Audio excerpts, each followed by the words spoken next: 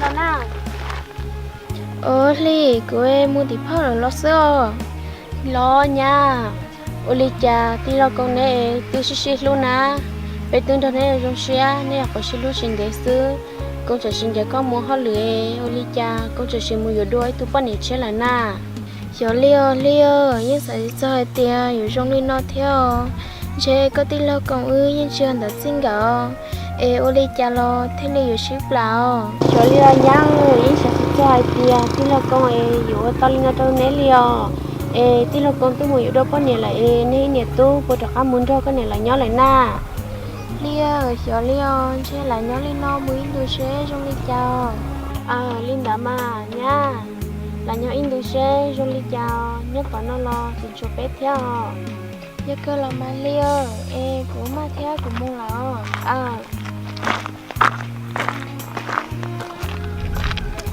Olivia từ tí là con này giờ xếp theo nó lia ít sợ gì cho hai tia vừa tao lên nó cho nhang cái nhật tú lia cho nhang cái nhật tú là xe trên cái cho nhẹ hàng lia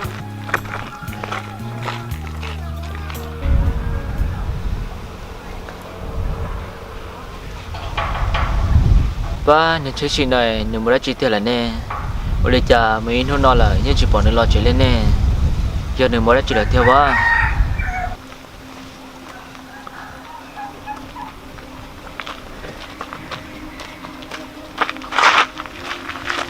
Thế chị, giờ có muốn chỉ lo nào? cho của nó nhá con của mình đã chỉ là của ta bằng xin à Giờ có muốn chỉ lo thế nào? Ở đây cha có nào cũng chỉ không giờ thế, chỉ được khai lo lắm à? nhá con có sao bao cái bây giờ của mà khai đó có tao cơ làm mà của mình chỉ có tao ngân giờ là tia bao khí con nè ngân giờ đấy mà nè xí cho liền nè tặng một xin chỉ trở sợ giờ rồi na có tao ngân giờ mà chơi là chỉ sợ chơi cái là bao Hả? Cái này cha nói chứ gì? Cái tia có mình chỉ ngân giờ lo nào lo? Giờ có lấy cha trong ngân giờ là nó, khai lo lắm à? Khai na, có lấy cha trong ngân giờ là na. cho của nó nhá con chỉ sao là tụi cái liao cái xe này cái năng cái nè một khờ khờ ngân giờ bị trong mà chẳng là tụi của thế lo của hai chị một có khai có tụi ngân giờ sẽ làm mà cái chỉ sao tôi chúa con rồi nè cho nhìn rồi lo Thế cũng na. Nên chắc xin nói cho nó lấy trà trong con giờ là thế này. Vâng giờ.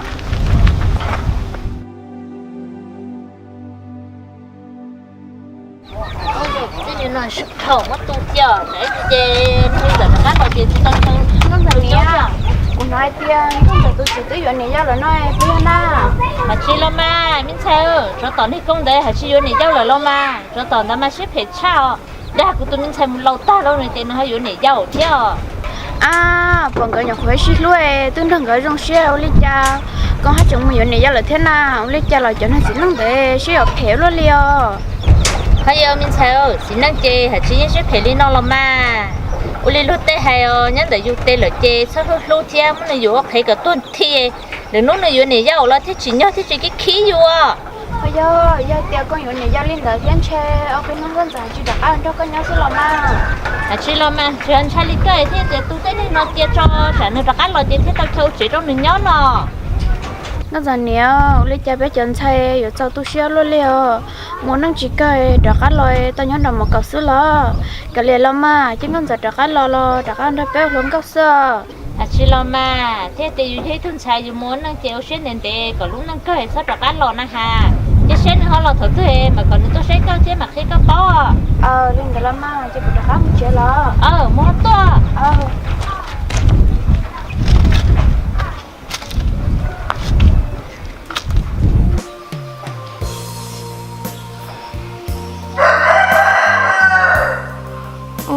nên sẽ xia na yêu cha xia phê luôn liền bên tao cũng mò luôn liền Con giả. Con giả. Con giả, chắc siêu lấy trà đó co. Các con cho của chỉ sao tổ của nè sẽ xí chỉ tao lấy trà đó của liền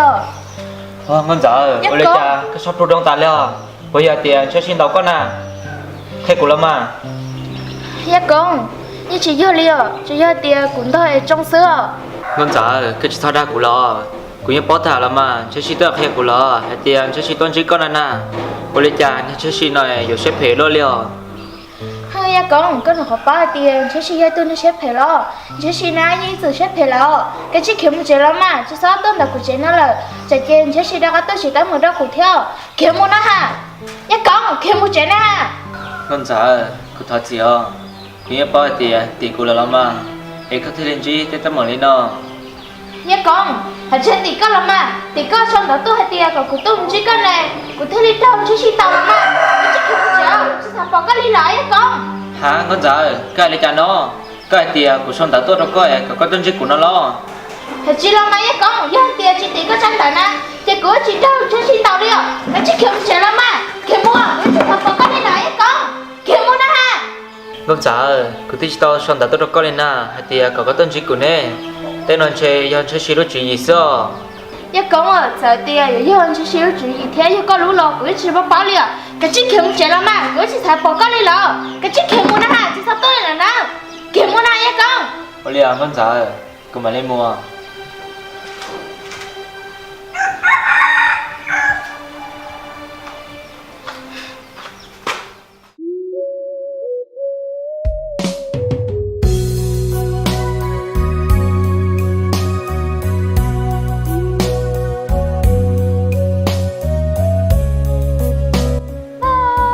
giờ con này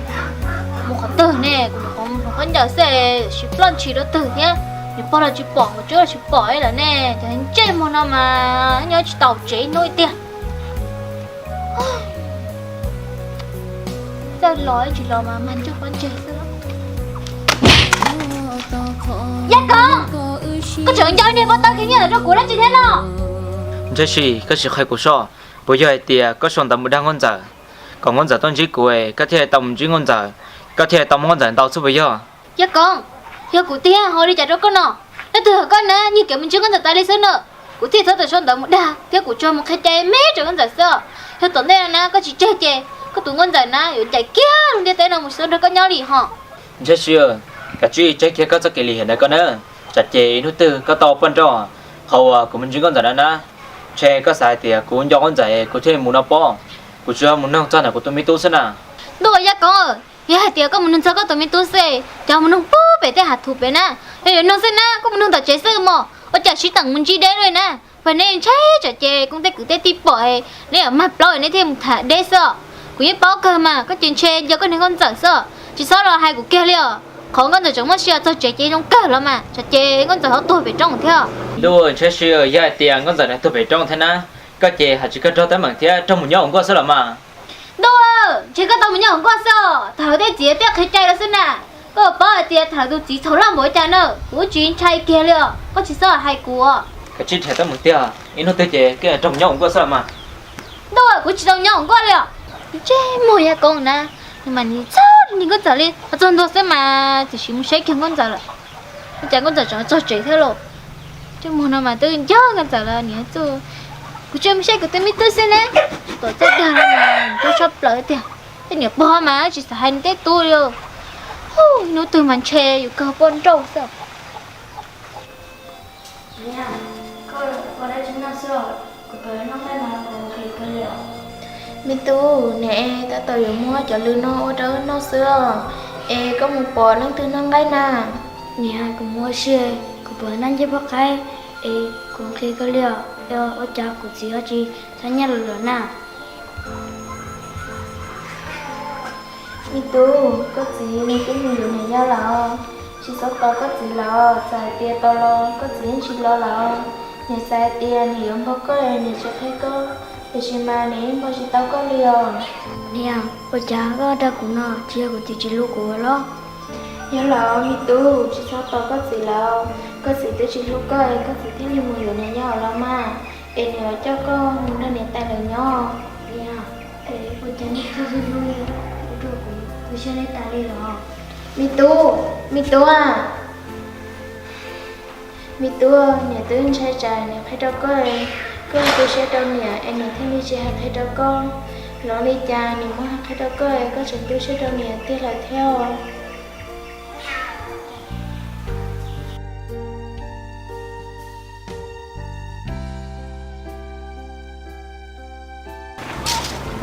tên này bác mà trời ơi nó rất đẹp, mình lo thôi chứ nào. Cú sai cái sai sao, sai bớt xua sao một chứ. Mình lo. Nói y na, của hai cô chỉ lâu mới kia đã có làm gì, của khó mà. Của kia không ra tôi đi, kia của sai gì à, của sai chỉ thổi liều. Đùa. Tôi thì có chỉ là một cái chỉ là cho con, để nó kia cái lúc khó lên nó. Hả chị mà, nhìn lâu chỉ lâu đó cũng nè, ta tổ chỉ lâu chỉ mê xem mà gì kia của khó ta mà trời của sai một cho lo của chị rong gầu cái xe tôi lì cho Một chưa, cái mà liệt thao liệt. Tôi nhớ ấy, cái chỉ lâu cả một cái chỉ lâu cho con, cho nó kia cái lúc khó thế lo. Cái mà liệt thì hay lâu. Bây giờ có chỉ lâu ấy, họ cả nó cái lúc khó thế nào, có muốn gì hay chả nữa. thôi à của người tôn chiêu của chị kia của nó của khó chạy chứ mà Cái này tao mong của xíu này nè. Con chỉ lâu nè, làm cho cú bơ cây thế nè. Cậu non nè mà, nếu không mong cũng cho nó cú lúc khỏi rồi thế nè. Con mà liệt thôi thì lâu một chút đâu. thôi chỉ lâu mới nói chỉ lâu tôi còn chắc hết con đấy chị mà của là lo hết cơ sở có thôi chị của Cái chỉ lâu trần tiêu, có sao khai của thế nào? chị mà Chứ mà giờ con nó tủ này, tại vì liệt sắp lời đâu. Nhưng chờ tao nó mất kia sao mà. không bắt tay chứ hay của chị lâu mới được có nó của con chị nó xíu nè bây giờ lâu không bắt tay đâu ôi chào tại rồi cũng có cái túi nha có tụi mình nhỏ mà tiếp tục phạm một chân trong họ đó có phải cũng mấy trò trong cái túi nha con kia một tí lúc có phục của chị nè Của他都bỏ đi à. Hai tiệt tao nhớ tú xí mà tao tặng nó cũng chỉ bỏ đi cho đi trong đi chả liò. Cái liò yêu bỏ treo rồi yêu khổ xỉ thia, rồi yêu yên cho thế chị sắp bỏ trong đùa, cứ bỏ thủ tư nè. nói về cũng còn dần có nhiều túi tôi một tấn này cũng còn nè Của ấy thì chỉ có xe hưởng chính thành công dần cái liệt cũng chỉ bỏ liò. Cái liệt này mà từ trong thia, chỉ lúc lo lúc thì chỉ cả đôi yêu chè, ui xe sắp bỏ. Ôi giờ phụ đi túi chè nên nuôi thì em cho có tàu lò sao hò, cái gì mà cái là chỉ cả lại chỉ nên kêu ít xe là sao? nhưng là mà tại rồi hai đi câu là nhân do thiết ta chỉ lục bỏ mà dù nhân cực khổ xịt cơn cầu đi theo cái liò gia đình nuôi trên hiện giờ lúc năng bọc cờ giờ họ chỉ xin nuôi lúc năng họ chỉ cờ nó lò mà lên một chỗ là nó dùng nhỏ mà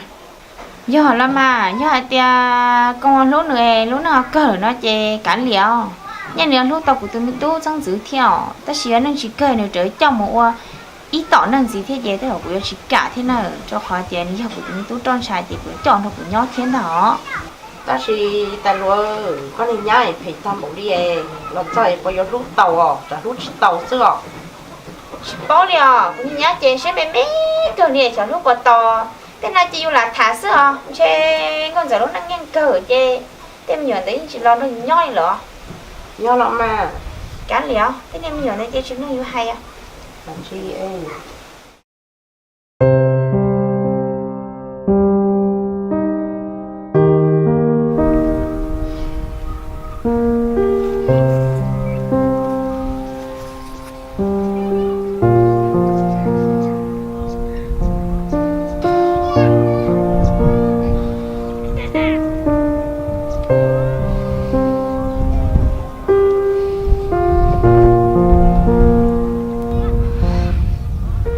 chả cũng nhớ bỏ lỡ hay thì tại sao nó họ có luôn nè nên chỉ cái nhớ sẽ theo cái cho nhìn bự lấy cho tại sao cứ thọ chỉ ở họ cứ chẳng chỉ cái nhớ sẽ theo cái cho nhìn nó cho con gì là thế nào tại sao cứ xa các bỏ ngon giả họ cứ lúc xe để chẳng lúc theo cho các hàng lo cứ nhớ xa ba các cơ lo để xí mà để chỉ trong lấy cứ lúc xe xa là năng ngon giả Chả có yêu khó xíu đi nè. Chứ gì, cái tổ của đã chứ nào Có tụi trong một cái chỉ bảo họ thổi bây giờ. Có tụi con nè, của tôi tiệt có sao khăn được một chút nữa nè. Yêu hủy cha cái chẳng một cái đá có trong một nó, để lo một chút lúc khó thế nào. Hô, của chúng một của cha công trong một nó một chút lúc khó xe, hồi chả đâu có thế nào. Ấy có tổ của đã chứ nữa. hả chú ơi cha nó cố lắm mà cái tôi chỉ nó cố khỏi này có muốn nó một chút khỏi đó chứ nó hô ấy có sai tiệt cũng không một chút lúc khó đã chịu lắm mà ôi cha có tuổi cũng nữa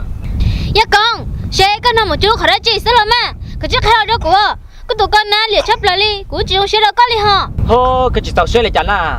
của chúng một trắc công cho mình ho này thôi một chút lúc khó bận chơi thế nào ấy có hai lúc khó đã chịu thế nào ấy có tuổi cũng nữa cô nhớ bao cái này nó kia nó một chút khỏi bắn chơi sân ta hả chú này khó bận chơi sao là mà em nó một chút chưa hay đợi của nè hai tia có một cái đó công cho một nơi nó một chút khỏi nó một chút khỏi sân ta sân nè chứ của chị sắp hè của chị tuổi có sơ mà hô này đó chị ôi cha chị nó có bóc khó chân trời chị tôi muốn là tết tuổi ta đây nó bữa này đó chị mà ôi cha ôi khó tới lo chú có bóc khó chân này luôn hay à ở đây còn ném bao shit thà nữa cái chứ một chạy mà thó tôi nhớ tên nó mà bây giờ mua sao mà cho to của này nhá con mà mùi có một con chim con rắn nữa lo chỉ con giả lấy chán à muốn là tết tuổi mót chơi nó tết chỉ muốn cháy sao là mà cho tôi có phương xã thay rồi một chữ thì mà tuổi sinh ra lối một chữ rồi hay luôn mà chạy của ta đi thì tôi thì lùa tôi khét tí nó chả mà tôi nhớ xe thôi đây là nên hôm nọ của tụi mình tôi nhớ đừng con giả theo công cái nè xuân hôm xong ho lo rồi là xe của yo lấy cha của thiết tàu lần cho của nhớ了mà tôi à ngon giả nữa lo có hai cho của là theo hai tia hay lên nó ở tụi mình tôi nữa lo tiệt gì ngon giả mà lấy hai tia của yo nữa gì nó ta chỉ nó cho cô tụi mình tu theo ngon rằng có lên là sư công này lò tới một giờ bao nè sao tiểu là theo rồi rồi chế nhá lúc sáng chỉ tàu ngon rằng cái lo bây giờ công sao giờ mình tụi mình nhớ là giờ cho人查爹因为对你老的gì你这两天有了cái giờ là mà với tu ta chỉ nó cô tụi mình tu lò nó chỉ giao hàng lên theo nhưng thứ ba chỉ tàu ngon rằng nó chỉ lên na ta chỉ nó gỡ luôn nè giờ nhảy hàng leo bây giờ công đi coi chị có cùng sang cả sư cả tiếng nhớ chỉ để chỉ riêng là thế này giờ là mà với tu cứ như sao một sáng gỡ cơ leo ta chỉ mà nên chơi xin là na nhỏ lên nhỏ sư tới chỉ bữa cùng mua lên na cứ sao mua lò tới trả chỉ tàu leo bây giờ công cái tụi này na nhỏ lên nhỏ xe cái tụi thật thì cụ đầu cũng bắt sao có leo giờ thì có thật thì cái nhớ xe là cụ sư chị cũng muốn chơi là leo muốn có to lê cha tôi nhớ xe lôi lò tới hồi nữa tôi thả về và chẳng muốn chơi theo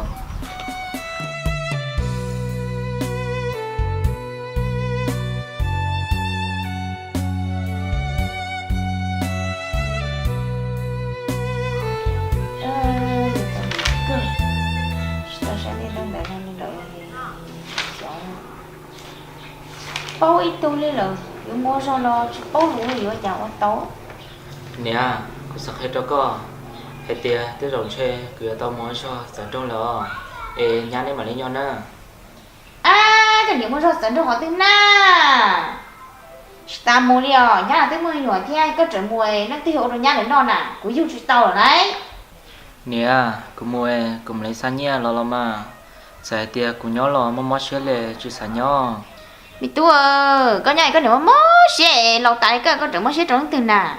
xe thì có điểm do trở con giỏi sức lò thôi yo một từ rất kiện do sức chén khử tông nhia liò ta mua liò nè giờ lấy cha lò tới rồi chơi cứ nhiều mua nên nhớ giờ tia thật tôi nhớ là sao chơi cầm lấy tôi nhá nữa xe tao tụi tú lò tuần sao mi tu ơi, cụ tu có họ tài cái thế lo lý con này, còn cụ tu có chó thiệt cũng chỉ tu liều. Ấy có một lần nè, cái này nó một chút rồi nè. Em đeo một chế là chim mà, cụ yêu chỉ tao lại, có một lần có chỉ sáng nhà chè, tu thừa tu nhớ là mỏ sư. Mi tu ơi, cụ cứ thì cụ chỉ là du lịch đó, có nhiều một chế sang một chút một chế cho nó. Nè, cái này lắm mà, nên không một chữ nên nhớ nữa. Nên không một chữ thế này tao ba có cáo nổi thế. Giờ tia thật tư nhớ là sao lại thế này tao ba tôi nhớ là mà. Hay yo, nhớ đừng đi chăn à, nhớ là đi chỉ bao chạy thế là món tàu tàu thế. Mình tua, cụ sao chỉ cái tao mua cho liền, mua là chỉ tao nhớ một chăn à. Dù tí chỉ bao lù mì cá, chỉ bao lù sủa, chỉ bao lù ác chi lệ, dù chả mua tao lười, chả tao nhớ nữa, nhớ tới gì xưa à, mua rồi in nung xưa là mà. Nè, giờ tia dù chỉ bao lù lo, nhưng mà cho lửa dù tao thế là mà. Giờ lấy cha lo tới ổn xe của yêu mua nè. Hay à, hay chỉ tao tiền mua là cả chi mua là mà. Nhớ là lên nói chúa rồi. Lúc nó giờ chỉ bác cứ nó cứ hỏi gì cả liền nhau nè. Ô liền nha, chế của hai người đó có sao? Chỉ sáng mấy chỉ sáng bút mù kia liền mà. Nó chỉ nhớ là chỉ có cái thứ nhiên liền nên nuôi. Tôi sẽ đổ nó sẽ để cả liền mà có một cỏ.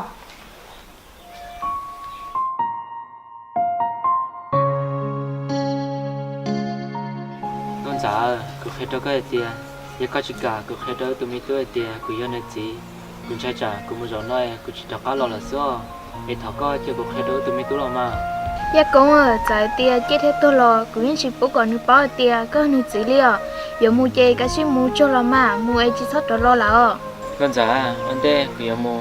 cứ chụp hết đó nữa cho, hai tiền cứ yên gì, cứ mà lấy mua, tiền cứ sản xuất nữa cho rồi cơ. Ya con, cứ tôi hay đó cái ta là nè, hai tia sợ chết hết tôi lo, cứ chỉ bố còn tôi bao hai tia, có nước chỉ nó nè. Tia có chỉ sản xuất của tôi mới tôi là nè, giờ hai tia có sản xuất của tôi mới tôi thế nào, cứ chỉ tao sẽ đâu có liều. Con giả, ở đây chả cái vụ hàng lên nè, nếu của tụi mình tu, nếu của tróc con trà, của khai sứ như chỉ thảo lên tên lên nè. Thì chỉ mà ya con nước chảo của nè, của tôi mới tôi nè, ít sự của em trời ta học của lúc xuân thì đây nữa chơi mò nữa thế li lo lên đó nè, thế giờ ta lo có tôi chỉ lu của li nè, lúc nào có chồng tôi sang của tôi mới tôi chỉ tao liều. Giờ lại làm á, hiện tại sang cả tàu của tụi mình nhặt cá sấu, về tiền nếu của tụi mình tu nè. Ya con, ông đi cái giống muốn nè, con giống con giờ cái bây giờ. Cái chúng tôi chỉ con dạy rồi cái cho các mà đi mua lo, những chỉ cho chúng chú thì trong nè, chỉ tên là chỉ tiền hết rồi bỏ lo, cho là xả tiền, tôi thả được bao nhiêu nè. Jesse, cái ly hay có tự gì nè, còn nó chỉ sao tôi cho chồng của lo, nữa nè tôi cho chồng của ta lý xứ nè. Tôi, con giờ cái chuyện đó của tự gì thế, của tự gì tôi chỉ có là mà. Jesse ơi, ít gì nè, của tôi chỉ do có tự gì lo. Tôi chờ cái đá lo liều, có chế thả lo cái gì ngọt xưa hả? Chứ mà con, nó có con chế tu xưa lo. Cho của lắm mà, của cho giờ tôi cho của tụi mình nhặt cá một xíu nè, chỉ thao tôi chỉ tấm bằng nè. Ồ ya con, có tôi cho nên mình cái cháu nằm thương nhân nào lo, có xài để cho mày của lúa nọ, cho một cục khế sơ. Giờ chưa, của cho chị cho trong trong của lúa sơ, của chỉ rau to cái tôi này rồi đi coi là lúa của tụi mình nhỏ.